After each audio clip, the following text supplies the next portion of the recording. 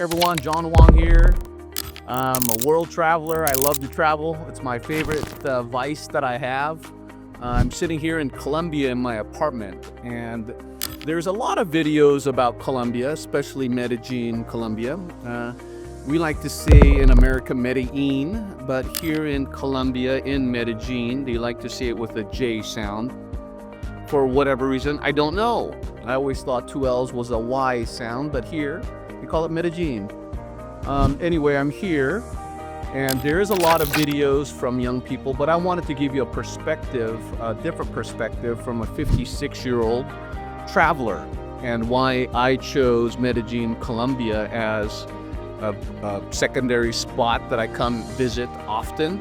I'm doing some business here now. I'm starting some Airbnb projects and things like that, but I'll tell you a little bit more about it. Obviously, if you've been following anything about Colombia, there's lots of information out there, and people really talk about a few different pros and cons, and I'll mention both of them today. The first pro obviously is the weather. The weather is fantastic. They call it the land of eternal spring.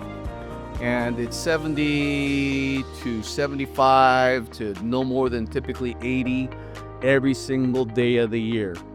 Obviously, there's some seasons that's a little bit wetter than others, but right now, December, it's starting to get dry. January, February, fantastic times. And even in the rainy seasons, it'll rain for an hour or two and it'll stop. And so it's very, very manageable. You'll really enjoy the weather here. Also, you're on top of a mountain, so everything is green. Trees, birds, you name it, everything is green. There's trees everywhere, trees incorporated in our apartment as well. I'll give you an idea. Let me turn this around real quick. You can see our garden inside our apartment, which is kind of neat, and you can kind of see the city lights there. It's about 6 o'clock now, but anyway, it gives you an idea of the weather. It's fantastic. We're in the mountains, as I say. The weather's always perfect, and so it's hard to beat that. When I was a young man about 20 years ago, or younger man, I'm 56 now, but when I was a younger man, I used to be a manager for Allstate. I used to manage a district, maybe about 25, 30 agents, something like that, in Pierce County, Washington. And when I was younger, I had some older agents starting to retire, and the majority of those agents would retire in Mexico. There's a lot of reasons to retire abroad. I know it might not be your cup of tea, but for people who are looking to make their dollars go further, living across or retiring across borders is a great idea. It's one of the things I'm looking at. But Medellin, the beautiful thing about Medellin that's different than Mexico is hot, right? And also now Mexico isn't affordable like it used to be. There was a time 20 years ago when my friends or my agents at the time were starting to retire. They were able to buy a condo for $100,000, $200,000 in Mexico. Hard to do that now, unless you're in a bad part of town. But if you want to live in a nice area, Puerto Vallarta or Mexico City, any of those nice places, you're going to be paying a premium. And Medellin is obviously getting more and more expensive, but still it's very affordable in comparison to like Seattle or something like that. What's a good price point? Depends on where you are. Like if you're in the the best areas of Medellin, which is called El Poblado, I wouldn't say it's necessarily the best, but it's probably the most touristy, and it's the most well-known area of the city. In El Poblado, you're looking at condo prices starting at around $200,000 and going up to $300,000, $400,000, $500,000, etc. and above, depending on how big it is, how luxurious it is. They have $1 million condominiums here as well, so the sky's the limit if you have a limited budget. But the weather here is fantastic. The other thing, obviously, is the affordability, right? The average salary here is 5.3 to 5.4 million pesos, Colombian pesos. That comes to about 1.3 to 1.5 million, no, I'm sorry, 1.3 to 1,300 to 1,500 US dollars. Sorry, I'm getting my numbers all confused. So obviously, when the average income is $1,300 or $1,500, you can imagine the average cost of things are cheaper.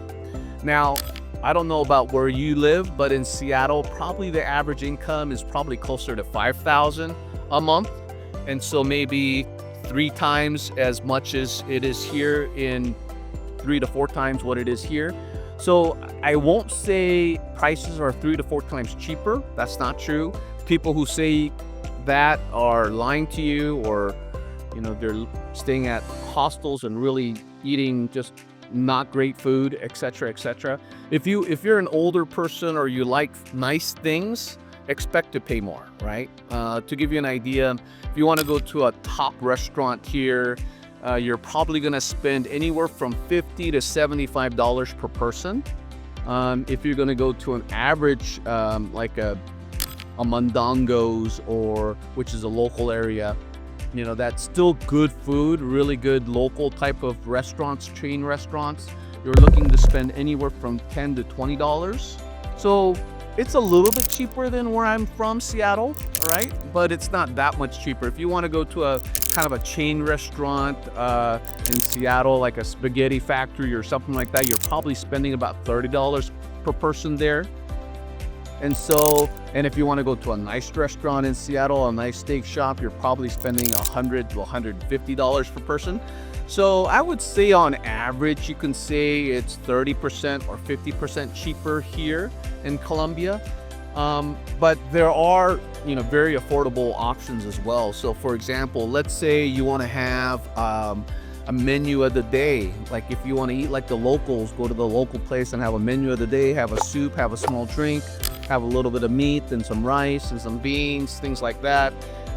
You're spending $4, $5, $6, somewhere in there. And so depending on what part of the city as well. So if you're in El Poblado, things are just more expensive because all the tourists are here. The gringos like me are here. But if you go to Envigado or Laureles or any of these other places, it's a lot less. So bottom line, a lot more affordable. The other thing that's very, very noticeably a lot less expensive is labor, right? Because the minimum wage is a lot less expensive.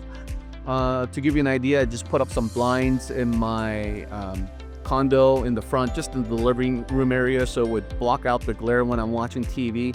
In America, I would have guessed it would cost anywhere from $2,000 to $3,000 if I had to guess.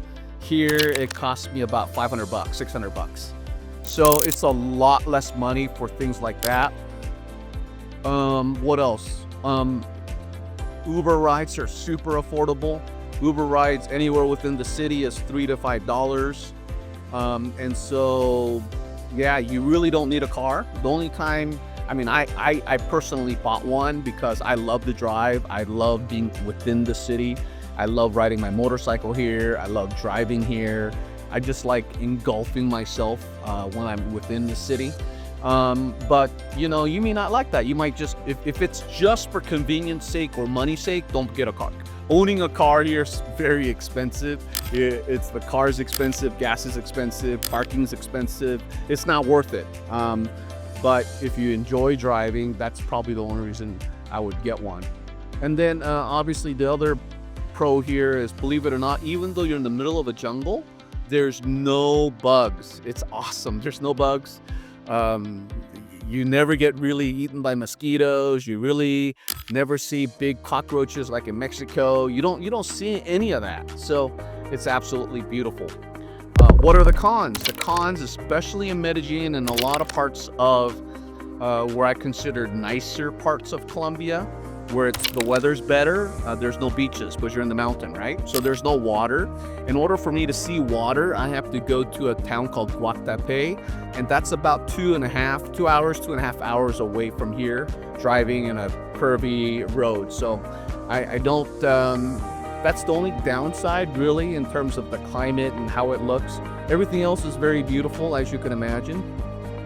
The cons. Let's talk about the cons. This might not.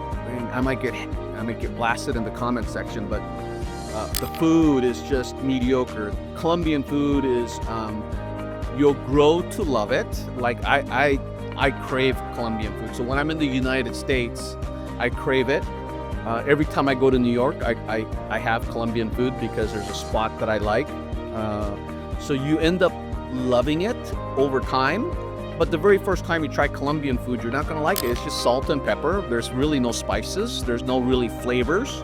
You're really just tasting the meat and the simpleness. Like they'll have potato soup to bread soup. I mean, there's I don't know what it's called, but there's one soup that's made of milk and bread. Okay, they serve it. It's not here. It's mostly in Bogota, but it's just weird. Okay, I mean, you might like it. So you could hate me all you want. I like it now. Like I said, Colombian food is one of those. It's an acquired taste. You got to eat it more and more and more, and then you'll start liking it. Very similar thing to that for me was pho. The very first time I eat it, I didn't like it. I didn't like the cilantro flavor. Now I love everything with cilantro, and I love pho. But Colombian food was like that for me. It took a while for me to get used to it. Obviously, pho has a lot more flavor than Colombian food. Colombian food, like I said, is pretty bland. So it is what it is. I said it. So the food is a con. But they have great American restaurants and Italian restaurants and other things like that. But if you're a foodie like I am, just take a plane ride to Bogota. And Bogota has the best restaurants in the world. I'm not even exaggerating. Like the best hamburger I've ever eaten in my life, and I've eaten everywhere, right? Was in Bogota. And when I tell people that, they're like, "You're crazy, you're nuts." But then I take them, and they're like, "Okay, you got a point. This is amazing." Same thing with their sushis in Bogota is amazing. A lot of things in Bogota, the top steak restaurants, the top seafood restaurants, you name it, they have it in Bogota. Here in Medellin, they do have some nice restaurants, but it's not quite like Bogota. Best way I can explain it is if you go to Bogota and eat at the best restaurants, it's like going to LA, New York, Seattle, Las Vegas, and eating at their restaurants. I'm not exaggerating. It's just like that, and you'll love it, and you'll pay about 60% of the prices as the other places in New York or Seattle or something like that. So you'll get a great dining experience. Food here in Medellin, like I said, the restaurants are pretty good, but not amazing. Okay. The other thing is a con for me are the services. Like if you ever have to go to the bank, it's horrible. It's just horrible. You have to grab a number, and if you've ever been to Korea, like I'm from Korea, so like Korean banks are similar, but a lot less wait times. You'll grab a ticket, and you go in the lobby and you wait for your turn. And typically the wait times could be 1 hour to get that kind of service. If you ever need to go to immigration or you need to do any of those kinds of services, you're waiting. And everything is slow. So just be prepared for everything to be slow. Restaurant service is slow. Everything is just slow, and that's okay. I mean, when I come here, I'm ready to just go at a slower pace and not be rushed. And so for me, I really enjoy that. But the service is a little frustrating, okay? The other thing that's a big con here that you'll see, it started, I don't know, maybe 10 years ago or something like that, and got really big with the passport bros movement.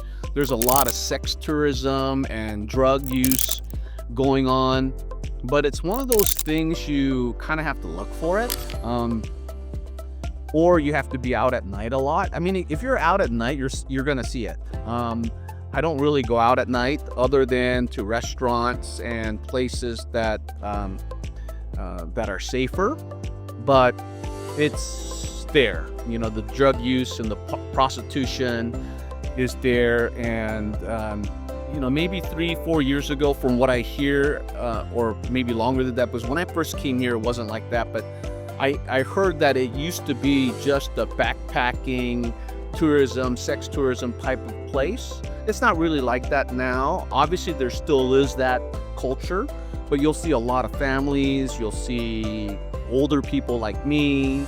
You'll see business people. You'll see a lot of different people now within the city. Oh, I forgot to mention, going back to food, if you like Asian food, sorry, there's none. It's absolutely horrible. And there are very, very little Asian options. There's like one Chinese place, and that's pretty good. And there's one Korean place, 678 Barbecue, that's good.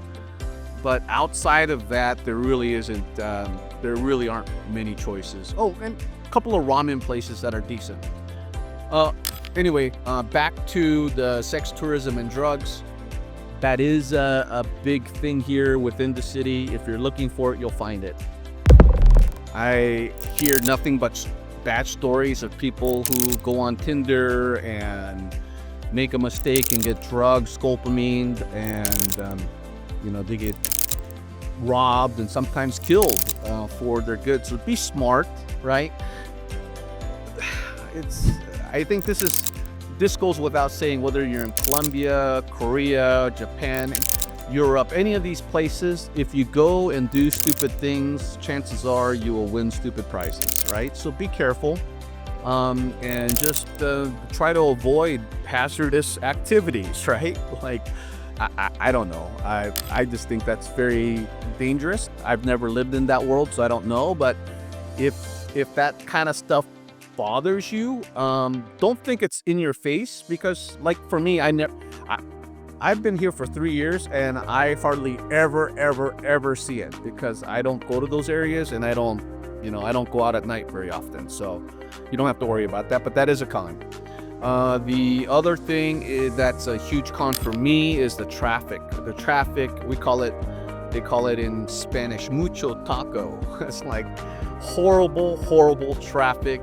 And sometimes it's a parking lot and you're stopped. So be aware of that as well. And those are kind of the major cons of a growing economy, something that's small. But for me, the pros way outweigh the cons, and I try to be here all the time. The other pro that I forgot to mention, is the time zone. Right now we're in East Coast time. In the summertime is Central time, and so I'm able to do all my work, all my Zooms, all my business meetings, all of everything that I need to do during normal hours, right? I don't have to get up super early. I don't have to stay up super late.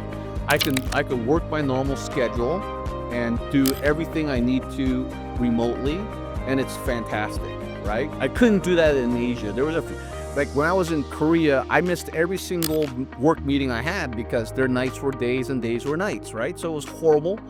As much as I love Korea, I couldn't move there while I'm still working. I would definitely retire there, or possibility of retiring there, but I couldn't live there for the sake of while I'm still young enough to work or want to work, and so that's bad. So those are kind of the main things I wanted to talk about. Obviously, this is my very first video on the channel. I wanted to make more of these kinds of content, and hopefully you'll find it interesting. And maybe you'll give us a like and a follow. All right, take care.